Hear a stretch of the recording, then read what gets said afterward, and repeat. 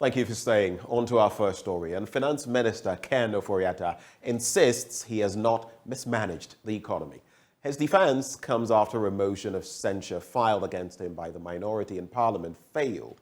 The motion failed to secure the 183 votes required to push it through. Parliamentary Affairs correspondent Kweku Asante now reports. To pass a vote of censure on the minister responsible for finance. Those in favor after the secret vote is 136. Those against, 0. Abstentions, 0. It was a day the NDC minority in Parliament hoped they were going to make history. They could not, or at least they made a statement. 136 of them, all of them in the minority, were on the floor today to vote to remove Finance Minister Ken Ofori-Atta. They could not get the support of their majority colleagues who walked out while the process was still unfolding.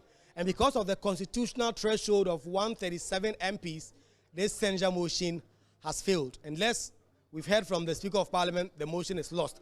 But before the vote happened, we had a spirited debate from the minority side and also some spirited debate from the majority side. Categorically, that this report, as well as the work of the committee, found as a matter of fact as follows.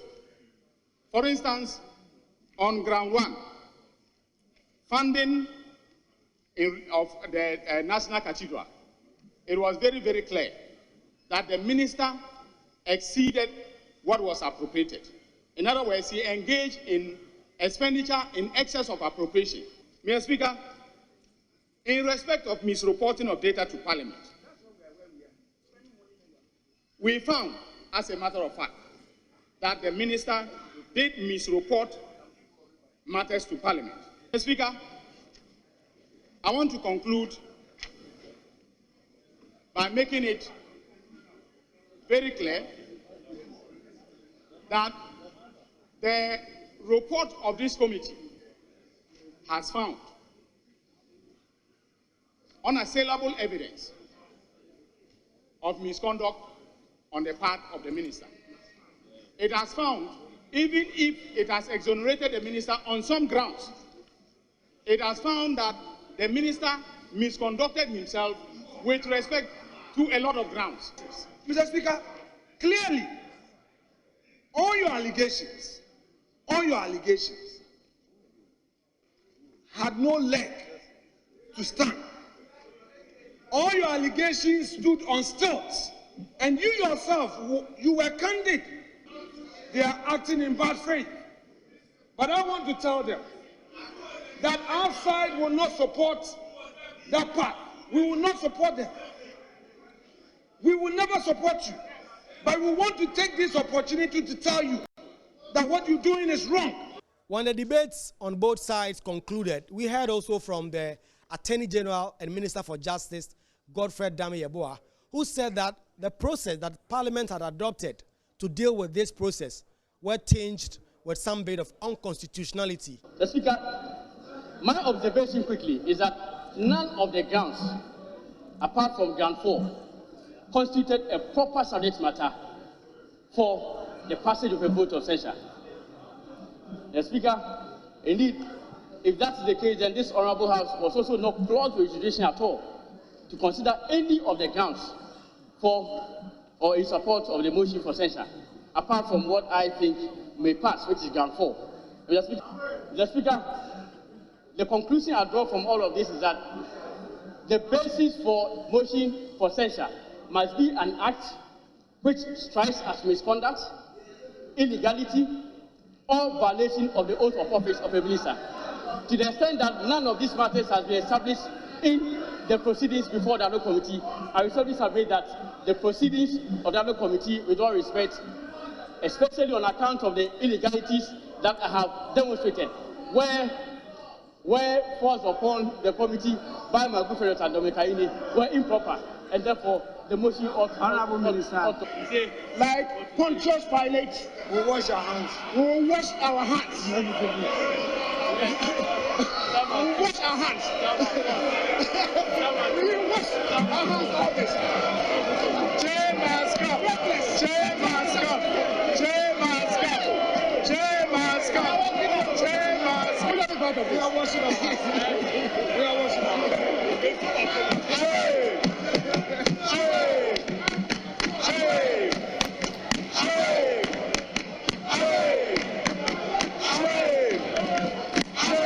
Reporting for Joy News, Kweku Asante, Parliament House, Accra.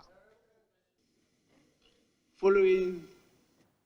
Well, he is a sharp communicator of the national opposition, the opposition National Democratic Congress.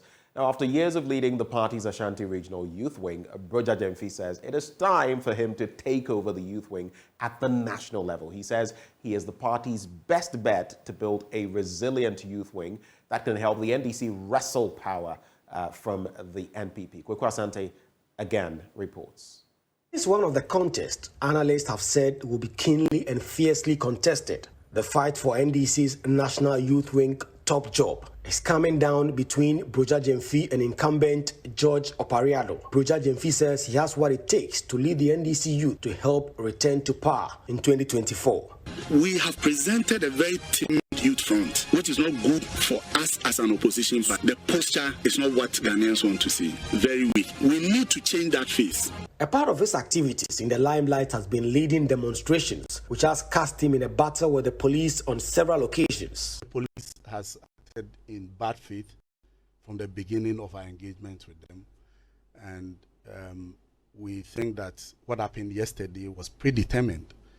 And if you see the actions of the police, it was very clear that they didn't want the demonstration to happen.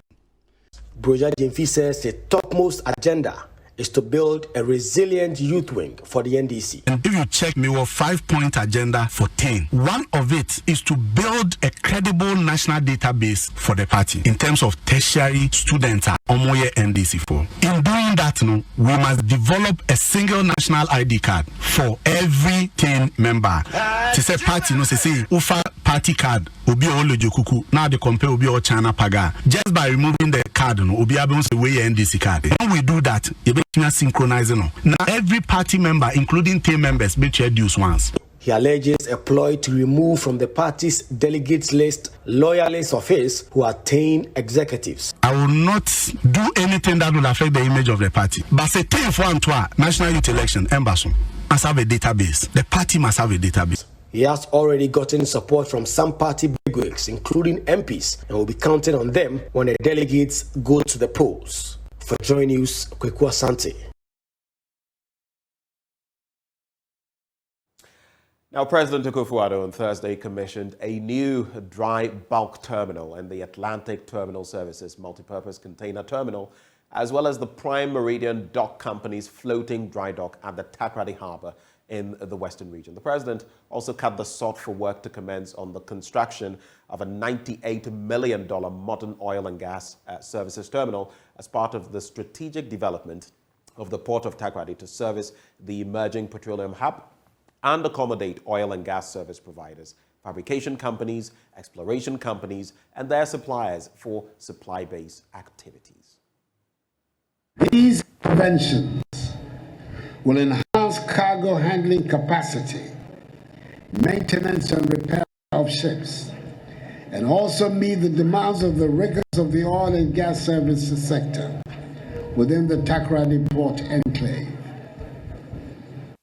Nananom, ladies and gentlemen, since the commencement of operations of the Port of Takoradi in 1928, in the era of the most far-sighted of colonial governors, Sir Frederick Gordon Gettysburg, it has gone through many phases of development to put it in a position to meet the growing maritime trade and oil and gas services sector. Its expansion and transformation have an overarching objective of expanding the Ghanaian economy while boosting trade, regional and international trade. My government has never been a believer of that notion. And to demonstrate this perspective, government has worked hard to modernize the Takoradi port and diversify its reliance on export of raw materials like manganese and bauxite, which has never yielded high-value returns to the country.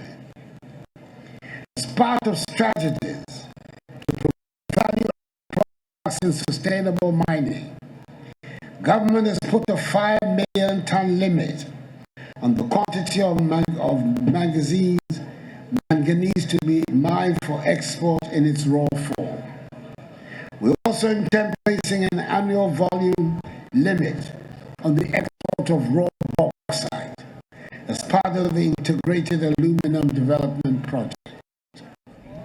I'm excited to see that the dry bulk terminal, which is being commissioned today, has been equipped with an efficient cargo handling system to facilitate accurate measurement of the various export volumes for manganese and bauxite to check compliance.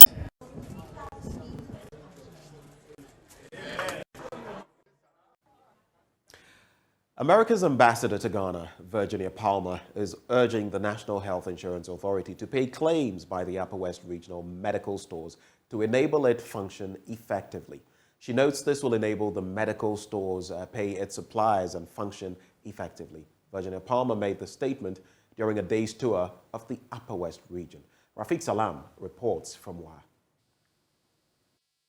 The American ambassador to Ghana, Virginia E. Palmer, stated that the northern Gulf of Ghana, for that matter, the entire country, matters a lot to the United States of America, and thus explain why she embarked on the tour of the Upper West region. She said the American government is particularly concerned about security in Ghana following the surge in violent extremism in neighboring Burkina Faso. Security in Burkina Faso has made everybody more concerned about violent extremism there.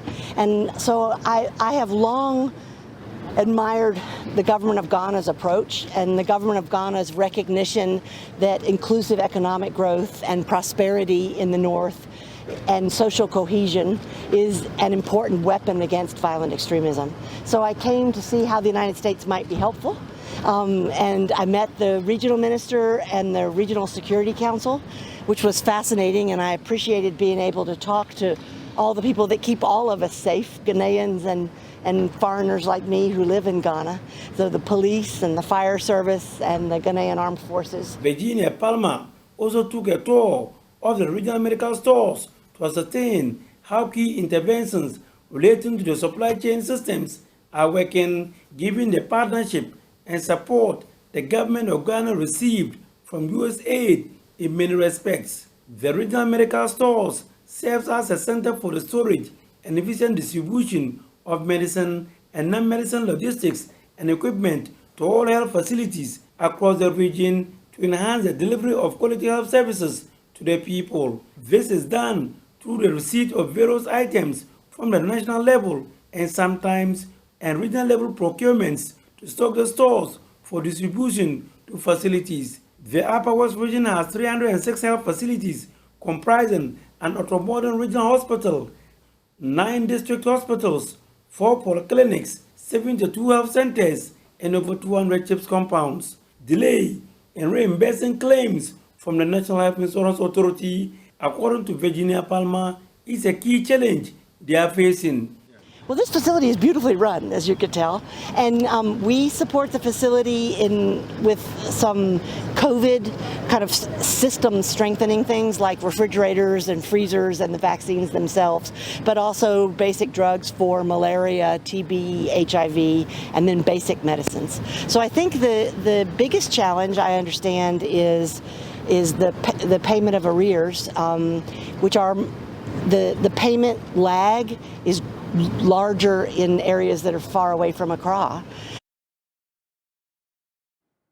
Well, from there, the Executive Director of the Ghana Blind Union, Dr. Peter Obeng Asamoah, is asking parents of visually impaired children not to hide them in their homes because of the high cost of learning materials for visually impaired persons. Dr. Obin has been speaking at a sensitization seminar in Wa. We bring you another report by Rafiq Salam. Blind Union, in partnership with Visio Ghana, seeks to sensitize stakeholders on the challenges that parents with visual impaired children go through to take care of them. The seminar, which is a sequel to an earlier one held in 2020, simple put, is about the welfare of visual impaired children aged between 0 and 15 years. Executive Director of the Ghana Blind Union, Dr. Peter Obenasamo, noted that the age bracket of 0 to 15 years is carefully chosen because they are the formative years of the child's development, and if it is not managed well, it will lead to a bleak future for them. Dr. Peter Obenasamo regretted that despite the sensitization and the availability of schools for the visual impaired, there are many visual impaired children who are out of school. I know with WA, at least we have the school for the blind here. So we have some information about how to handle these children. But ladies and gentlemen, I regret to tell you that in spite of all this, there are still many children who are not in school. There are still many parents who even claim that they haven't even heard of education of blind children.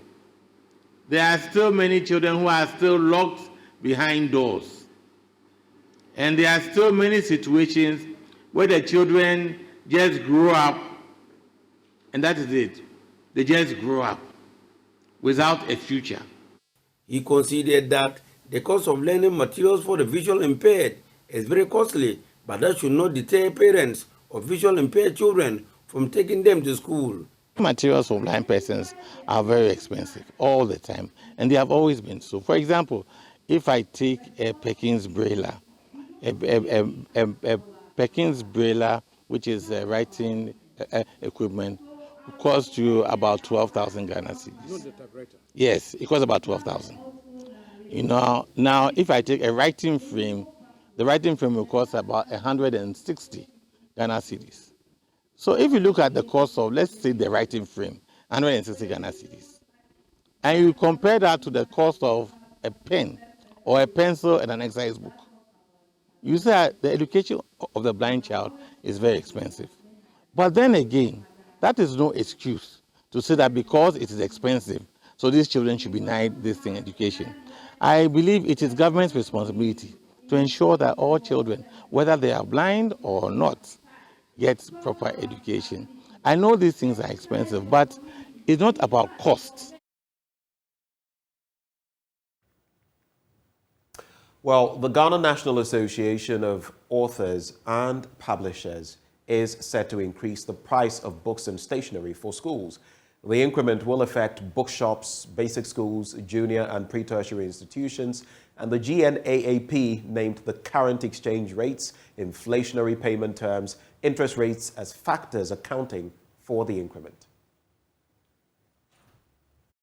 Are worsened by today's economic circumstances of the country, herein referred to as exchange rate, payment terms, inflation, interest rate, fuel prices, utilities, and the discounts we have for schools. Taking the items one after the other, we wish to state that over the past year, with regards to exchange rate, the exchange rate of the cedi to the dollar has risen from 5.80 to 15 cedis and still continues to rise. For example, goods that we needed $62,000 to produce last year alone, compared with this year, is double the amount that we use. So in effect, per exchange rate, we need a capital investment of the same amount that we invested last year. The effect will be that books, the availability of books will not be forthcoming, and secondly, if the books are there, parents should expect and schools should expect high prices of goods. Now, In the book industry, we have got a policy from the Florence Agreement by UNESCO that any educational material that passes through the port should be duty-free. Now, all that we pay currently has been put under port charges. And here, the port charges we paid last year compared to this year is double the amount. Now, to offset, last year, to offset one 20 feet or 20-feeter container required about 40,000 Ghana cedis. This very year, that same consignment requires 82,000 to 1.2 old currency billion cedis.